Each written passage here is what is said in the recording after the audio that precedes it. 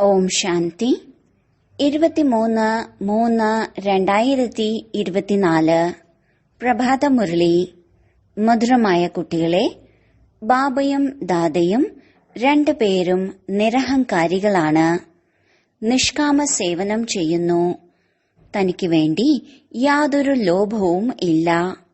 അതുപോലെ നിങ്ങൾ കുട്ടികളും ബാബയ്ക്ക് സമാനരാകൂ. ചോദ്യം: ഏഴകളുടെ നാഥനായ ബാബ ഏഴകളായ കുട്ടികളുടെ ഭാഗ്യം എന്തിന്റെ ആധാരത്തിലാണ് ഉയർന്നതാക്കുന്നത്? ഉത്തരം: ബാബ പറയുന്നു, കുട്ടികളെ, വീട്ടിലിരിക്കെ സർവ്വതും സംരക്ഷിച്ചുകൊണ്ടും സദാ ബുദ്ധി കൊണ്ട് എല്ലാം ബാബയുടേതാണെന്ന് മനസ്സിലാക്കണം. ട്രസ്റ്റി ആയിരിക്കൂ. അപ്പോൾ ഉയർന്ന ഭാഗ്യം ഉണ്ടാകും. ഇതിൽ വളരെയധികം സത്യത വേണം. പൂർണമായും നിശ്ചയമുണ്ടെങ്കിൽ യജ്ഞത്തിൽ നിന്നും പാലിക്കപ്പെട്ടുകൊണ്ടിരിക്കും. വീട്ടിൽ ട്രസ്റ്റിയായിരുന്ന് ശിവബാബയുടെ ഭണ്ഡാരത്തിൽ നിന്നും കഴിക്കുന്നു. ബാബയോട് സർവ്വതും സത്യമായി പറയണം. ഓം ശാന്തി. ഭക്തി മാർഗത്തിന്റെ സത്സംഗങ്ങളിൽ നിന്നും ഈ ജ്ഞാനമാർഗത്തിന്റെ സത്സംഗം വിചിത്രമാണ്. നിങ്ങൾക്ക് ഭക്തിയുടെ അനുഭവമുണ്ട്. അനേകം സന്യാസിമാർ ഭക്തിയുടെ ശാസ്ത്രങ്ങളും മറ്റും കേൾപ്പിക്കുന്നു. ഇവിടെ അതിൽ നിന്നും തികച്ചും വ്യത്യാസമാണ്. ഇവിടെ നിങ്ങൾ ആരുടെ മുന്നിലാണ് ഇരിക്കുന്നത്? ഡബിൾ അച്ഛന്റെയും അമ്മയുടെയും മുന്നിൽ. മറ്റ് സ്ഥലങ്ങളിൽ അങ്ങനെ ഇല്ല. ഇവിടെ പരിധിയില്ലാത്ത അച്ഛനുമുണ്ട്, അമ്മയുമുണ്ട്, ചെറിയ അമ്മയുമുണ്ട്. ഇത്രയും ബന്ധങ്ങളുണ്ട്. അവിടെ അങ്ങനെ യാതൊരു സംബന്ധവും ഇല്ല. സന്യാസിമാരെ അനുയായികൾ എന്ന് പറയില്ല. അവർ നിവൃത്തി മാർഗത്തിലുള്ളവരാണ്. അവരുടെ ധർമ്മം തന്നെ വേറെയാണ്. നിങ്ങളുടെ ധർമ്മവും വേറെയാണ്. രാത്രിയും പകലും തമ്മിലുള്ള വ്യത്യാസമുണ്ട്. ഇതും നിങ്ങൾക്കറിയാം. ലൗകിക അച്ഛനിൽ നിന്നും അല്പകാല ക്ഷണഭംഗുരമായ സുഖം ഒരു ജന്മത്തേക്ക് ലഭിക്കുന്നു. പുതിയ അച്ഛനും പുതിയ കാര്യവും. ഇവിടെ ലൗകികവുമുണ്ട്, പാരലൗകികവുമുണ്ട്, അലൗകികവും ഉണ്ട്. ലൗകികത്തിൽ നിന്നും സമ്പത്ത് ലഭിക്കുന്നു, പാരലൗകികത്തിൽ നിന്നും സമ്പത്ത് ലഭിക്കുന്നു. ഈ അലൗകിക അച്ഛൻ അത്ഭുതമാണ്. ബ്രഹ്മാവിൽ നിന്നും സമ്പത്ത് ലഭിക്കുന്നില്ല. ബ്രഹ്മാവിലൂടെ ശിവബാബ സമ്പത്ത് നൽകുന്നു. അതുകൊണ്ട് പാരലൗകിക അച്ഛനെ വളരെയധികം ഓർമ്മിക്കുന്നു. ലൗകിക അച്ഛനെയും ഓർമ്മിക്കുന്നു. ഈ അലൗകിക ബ്രഹ്മബാബയെ ആരും ഓർമ്മിക്കുന്നില്ല. നിങ്ങൾക്കറിയാം, ഇത് പ്രജാപിതാവാണ്. ബ്രഹ്മബാബ ഒരാളുടെ അച്ഛനല്ല. പ്രജാപിതാവ് ഗ്രേറ്റ് ഗ്രേറ്റ് ഗ്രാൻഡ് ഫാദർ ആണ്. ശിവബാബയെ ഗ്രേറ്റ് ഗ്രേറ്റ് ഗ്രാൻഡ് ഫാദർ എന്ന് വിളിക്കില്ല. ലൗകിക സംബന്ധത്തിൽ ലൗകിക അച്ഛനും ഗ്രാൻഡ് ഫാദറും, അതായത് മുത്തച്ഛനും ഉണ്ട്. Brahma Baba great great grand father ആണ്. ഇങ്ങനെ ലൗകിക അച്ഛനെയോ പാരലൗകിക അച്ഛനെയോ വിളിക്കില്ല. ഈ ഗ്രേറ്റ് ഗ്രേറ്റ് ഗ്രാൻഡ് ഫാദറിൽ നിന്നും സമ്പത്ത് ലഭിക്കുന്നില്ല. ഈ കാര്യങ്ങളെയെല്ലാം ബാബ ഇരുന്ന് മനസ്സിലാക്കി തരുന്നു. ഭക്തി മാർഗത്തിലെ കാര്യങ്ങൾ തന്നെ വ്യത്യസ്തമായതാണ്. ഡ്രാമയിൽ ആ പാർട്ടുമുണ്ട്, അത് പിന്നെ നടന്നുകൊണ്ടിരിക്കും. നിങ്ങൾ എങ്ങനെയാണ് 84 ജന്മം എടുത്തത് എന്നുള്ളത് ബാബ പറഞ്ഞു തരുന്നു. 84 ലക്ഷം അല്ല. ബാബ വന്ന് ഇപ്പോൾ മുഴുവൻ ലോകത്തെയും നമ്മളെയും ധാർമ്മികരാക്കി മാറ്റുന്നു. ഈ സമയം ആരും ധർമാത്മാവല്ല. പുണ്യാത്മാക്കളുടെ ലോകം തന്നെ മറ്റൊന്നാണ്. പാപാത്മാക്കൾ വസിക്കുന്നിടത്ത് പുണ്യാത്മാക്കൾ ഉണ്ടായിരിക്കില്ല. ഇവിടെ പാപാത്മാക്കൾക്ക് തന്നെയാണ് ദാനപുണ്യങ്ങൾ ചെയ്യുന്നത്. പുണ്യാത്മാക്കളുടെ ലോകത്തിൽ ദാനപുണ്യങ്ങൾ ചെയ്യേണ്ട ആവശ്യം തന്നെ ഇല്ല. നമ്മൾ സംഗമയുഗത്തിൽ 21 ജന്മത്തേക്കുള്ള സമ്പത്ത് എടുത്തു എന്നുള്ള ജ്ഞാനം സത്യയുഗത്തിൽ ഉണ്ടായിരിക്കില്ല. ഈ ജ്ഞാനം ഇവിടെ പരിധിയില്ലാത്ത അച്ഛനിൽ നിന്നും നിങ്ങൾക്ക് തന്നെയാണ് ലഭിക്കുന്നത്. അതിലൂടെ 21 ജന്മങ്ങളിലേക്ക് സദാ സുഖവും ആരോഗ്യവും ധനവും സർവ്വതും ലഭിക്കുന്നു. അവിടെ നിങ്ങൾക്ക് വളരെയധികം ആയുസ്സുണ്ടായിരിക്കും. പേര് തന്നെ അമരപുരി എന്നാണ്. ശങ്കരൻ പാർവതിക്ക് കഥ കേൾപ്പിച്ചു കൊടുത്തു എന്ന് പറയുന്നുമുണ്ട്. സൂക്ഷ്മവതനത്തിൽ ഈ കാര്യങ്ങൾ ഒന്നും ഉണ്ടായിരിക്കില്ല. അതും ഒരാൾക്ക് മാത്രമായിട്ട് അമരകഥ കേൾപ്പിക്കില്ല. ഇത് ഭക്തി മാർഗത്തിന്റെ കാര്യങ്ങളാണ്. ഇതുവരെ എല്ലാവരും ഭക്തിയിലായിരുന്നു. ഈശ്വരൻ സർവവ്യാപിയാണ് എന്ന് പറയുന്നതാണ് ഏറ്റവും വലിയ അന്ധവിശ്വാസം. ബാബയുടെ പേര് തന്നെ മോശമാക്കി. നിങ്ങളെ വിശ്വത്തിന്റെ അധികാരിയാക്കുന്ന പരിധിയില്ലാത്ത ബാബയെക്കുറിച്ച് പറയുന്നത് സർവവ്യാപിയാണ്, കല്ലിലും മുള്ളിലുമുണ്ട്, ഓരോ കണത്തിലുമുണ്ട് എന്നൊക്കെയാണ്. അവനവനേക്കാളും വളരെയധികം നിന്ദിച്ചു. ഞാൻ നിങ്ങൾക്ക് എത്ര നല്ല രീതിയിലാണ് നിഷ്കാമ സേവനം ചെയ്യുന്നത്. ആദ്യ നമ്പർ ആകണമെന്നുള്ള യാതൊരു ലോഭവും എനിക്കില്ല. മറ്റുള്ളവരെ ആക്കുവാൻ വേണ്ടിയാണ് ഇരിക്കുന്നത്. ഇതിനെയാണ് നിഷ്കാമ സേവനം എന്ന് പറയുന്നത്. നിങ്ങൾ കുട്ടികളോട് നമസ്തേ പറയുന്നു. ബാബ നിരാകാരനും നിരഹങ്കാരിയുമാണ്. യാതൊരു അഹങ്കാരവും ഇല്ല. അതേ വസ്ത്രങ്ങൾ തന്നെയാണ്. ഒന്നും മാറിയിട്ടില്ല. ലോകത്തിൽ അവരവരുടെ വസ്ത്രങ്ങളെല്ലാം മാറ്റുന്നുണ്ട്. ബ്രഹ്മബാബയുടേത് അതേ സാധാരണ വസ്ത്രം തന്നെയാണ്. ഓഫീസർമാരുടെ വസ്ത്രവും മാറ്റുന്നു. എന്നാൽ ബ്രഹ്മബാബയുടേത് അതേ സാധാരണ വേഷം തന്നെയാണ്. യാതൊരു വ്യത്യാസവുമില്ല. ഞാൻ സാധാരണ ശരീരമാണ് എടുക്കുന്നത് എന്ന് ബാബയും പറയുന്നു. അതും ആരുടേതാണ്? സ്വയം തന്റെ ജന്മങ്ങളെ തന്നെ അറിയുന്നില്ല. നമ്മൾ എത്ര പുനർജന്മം എടുക്കുന്നു എന്ന്. അവർ 84 ലക്ഷം എന്ന് പറയുന്നു. കേട്ടതും കേൾവിപ്പെട്ടതുമായ കാര്യങ്ങളാണ്. ഇതിലൂടെ യാതൊരു പ്രാപ്തിയും ഇല്ല.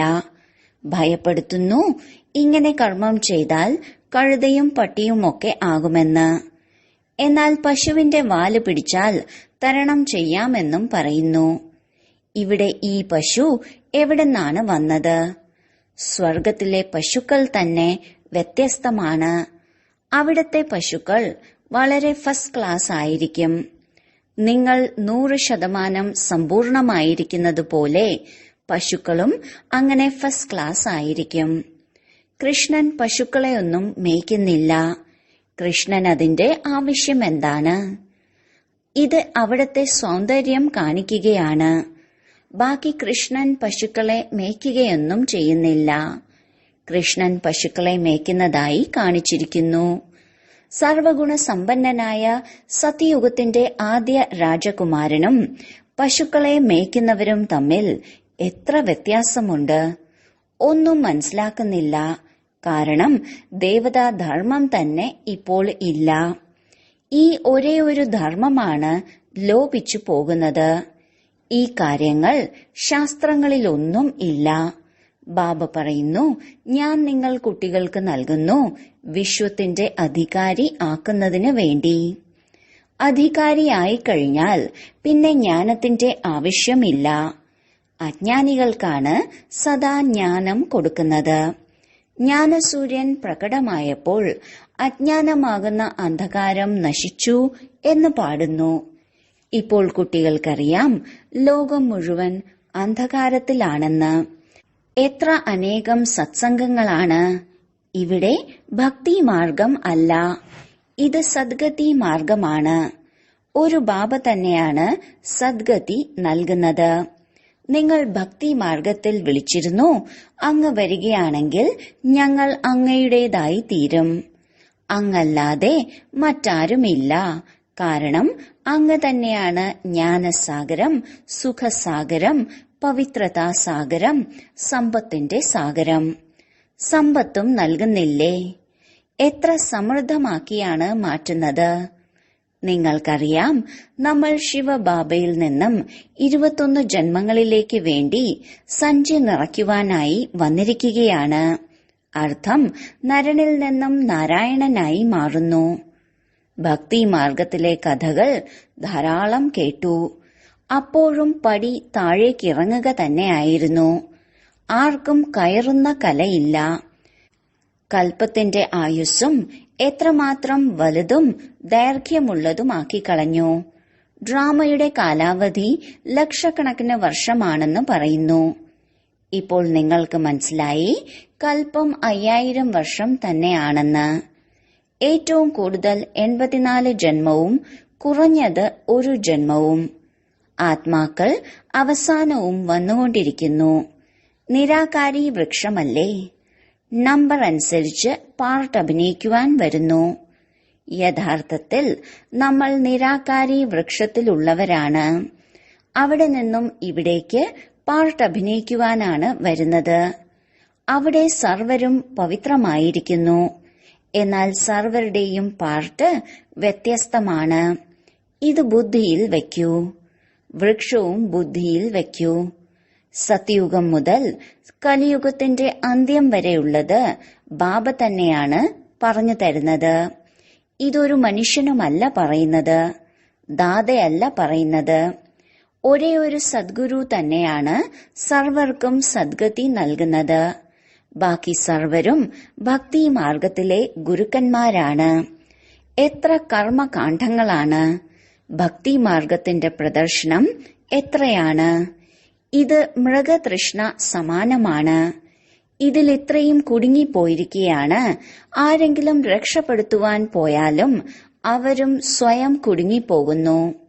ഇതും ഡ്രാമയിൽ അടങ്ങിയിട്ടുള്ളതാണ്. പുതിയ കാര്യമൊന്നുമല്ല. എന്തെല്ലാമാണോ ഓരോ സെക്കൻഡിലും കടന്നു പോകുന്നത്, മുഴുവൻ ഡ്രാമയും ഉണ്ടാക്കപ്പെട്ടതാണ്. ഇപ്പോൾ നമ്മൾ പരിധിയില്ലാത്ത അച്ഛനിൽ നിന്നും രാജയോഗം പഠിച്ച് നരനിൽ നിന്നും നാരായണനും വിശ്വത്തിന്റെ അധികാരിയും ആവുകയാണെന്ന് നിങ്ങൾ അറിയുന്നുണ്ട്. നിങ്ങൾ കുട്ടികൾക്ക് ഈ ലഹരി ഉണ്ടായിരിക്കണം. പരിധിയില്ലാത്ത അച്ഛൻ ഓരോ 5000 വർഷത്തിനു ശേഷവും ഭാരതത്തിൽ തന്നെയാണ് വരുന്നത്. ബാബ ശാന്തിയുടെയും സുഖത്തിന്റെയും സാഗരമാണ്. ഈ മഹിമ പാരലൗകിക അച്ഛന്റേത് തന്നെയാണ്. ഈ മഹിമ തികച്ചും സത്യമാണ് എന്നത് നിങ്ങൾക്കറിയാം. സർവ്വതും ഒരാളിൽ നിന്നുമാണ് ലഭിക്കുന്നത്. ബാബ തന്നെയാണ് ദുഃഖത്തെ ഇല്ലാതാക്കി സുഖം നൽകുന്നത്. ആ ബാബയുടെ മുന്നിലാണ് നിങ്ങൾ ഇരിക്കുന്നത്. നിങ്ങൾ നിങ്ങളുടെ സെന്ററിലിരിക്കുമ്പോൾ എവിടേക്കാണ് യോഗം വയ്ക്കുക?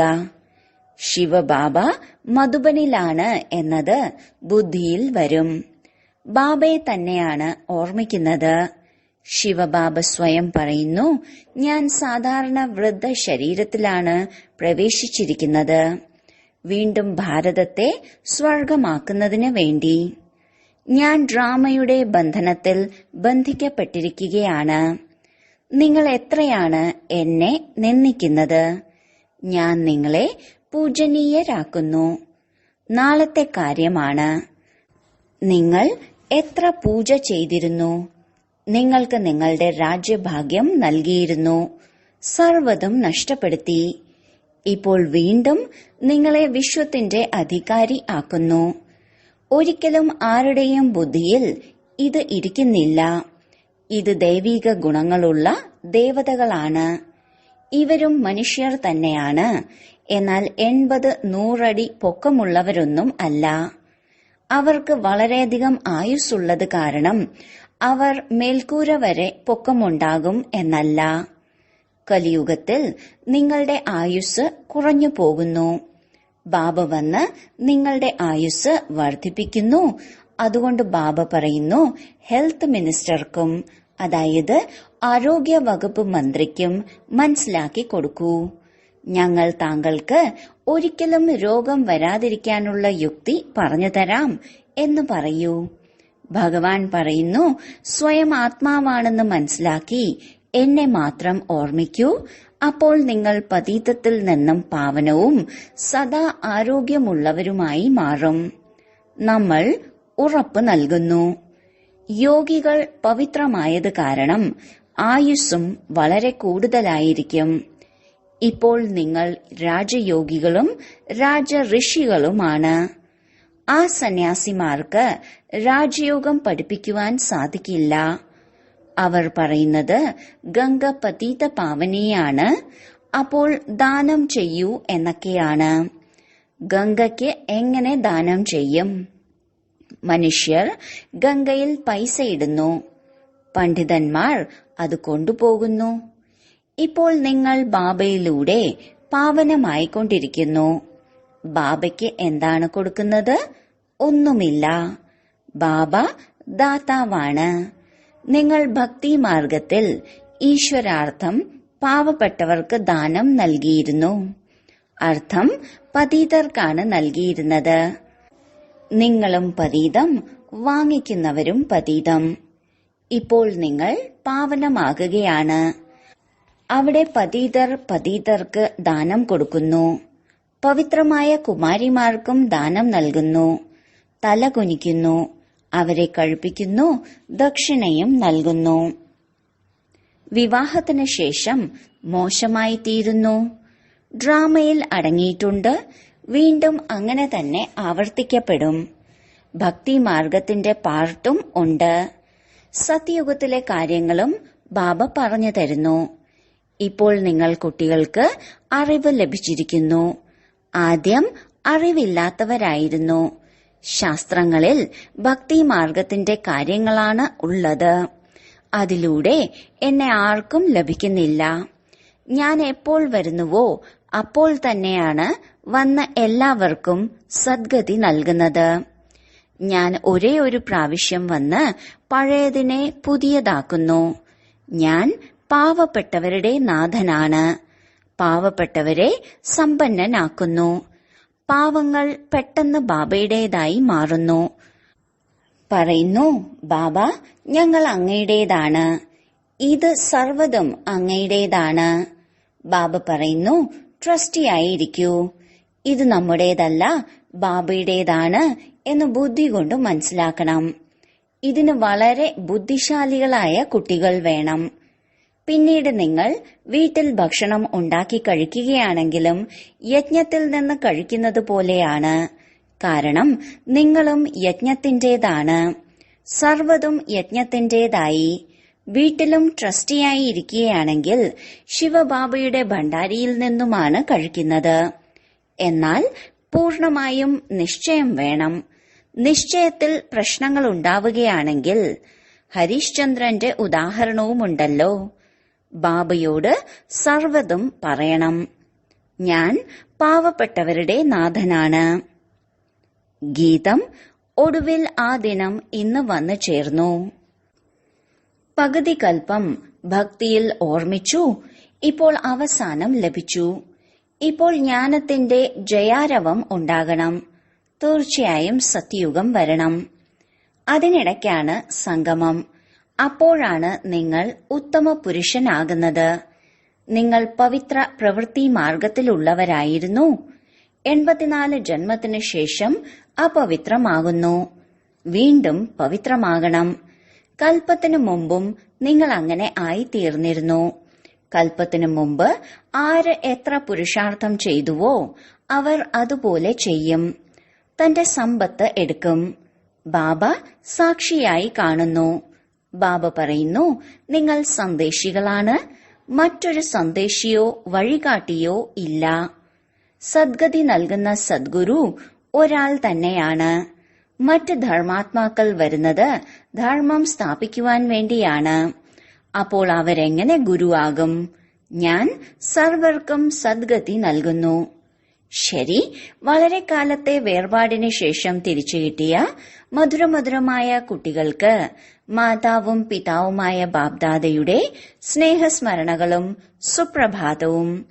ആത്മീയ അച്ഛന്റെ ആത്മീയ കുട്ടികൾക്ക് നമസ്കാരം. ധാരണയ്ക്കുള്ള മുഖ്യസാരം. ഒന്ന്, ശാന്തിയുടെയും സുഖത്തിന്റെയും സമ്പത്തിന്റെയും സാഗരമായ ബാബയെ നമുക്ക് ലഭിച്ചിരിക്കുകയാണ്. നമുക്ക് സർവ്വതും ഒരാളിൽ നിന്നുമാണ് ലഭിക്കുന്നത്. സദാ ഈ ലഹരിയിലിരിക്കണം. ഇങ്ങനെയുള്ള ബാബയുടെ സന്മുഖത്താണിരിക്കുന്നത്. ബാബ നമ്മളെ പഠിപ്പിച്ചുകൊണ്ടിരിക്കുന്നു. 2, തന്റെ അഹങ്കാരം ഉപേക്ഷിച്ച് ബാബയ്ക്ക് സമാനം നിഷ്കാമ സേവനം ചെയ്യണം. നിരഹങ്കാരി ആയിരിക്കണം. സന്ദേശിയും വഴികാട്ടിയുമായി സർവർക്കും വഴി പറഞ്ഞു കൊടുക്കണം. വരദാനം: സർവ പദാർത്ഥങ്ങളുടെയും ആസക്തിയിൽ നിന്ന് വേറിട്ട് അനാസക്തവും പ്രകൃതി ജീത്തുമായി ഭവിക്കൂ. അഥവാ ഏതെങ്കിലും പദാർത്ഥം കർമ്മേന്ദ്രിയങ്ങളെ വിചലിതമാക്കുന്നു, അർത്ഥം ആസക്തിയുടെ ഭാവം ഉത്പന്നമാകുന്നു ഉണ്ടെങ്കിൽ വേറിടാൻ സാധിക്കില്ല. ഇച്ഛകൾ തന്നെയാണ് ആസക്തിയുടെ രൂപമായിട്ടുള്ളത്. പലരും പറയാറുണ്ട്, ഇച്ഛയൊന്നുമില്ല, എന്നാൽ നല്ലതായി തോന്നുന്നു എന്ന്. ഇതും സൂക്ഷ്മ ആസക്തിയാണ്. ഇതിനെ സൂക്ഷ്മ രൂപത്തിൽ പരിശോധിക്കൂ. അതായത് ഈ പദാർത്ഥം, അർത്ഥം അല്പകാല സുഖം നൽകുന്ന സാധനം ആകർഷിക്കുന്നില്ലല്ലോ. ഈ പദാർത്ഥം പ്രകൃതിയുടെ സാധനമാണ്. എപ്പോൾ ഇതിൽ നിന്നും അനാസക്തം, അർത്ഥം വേറിടുന്നോ, അപ്പോൾ പ്രകൃതി ജീത്താകും. സ്ലോഗൻ: എന്റേതിന്റെ പ്രശ്നങ്ങളെ ഉപേക്ഷിച്ച് പരിധിയില്ലാത്തതിൽ കഴിയൂ. അപ്പോൾ പറയും വിശ്വമംഗളകാരി എന്ന്. ഓം ശാന്തി.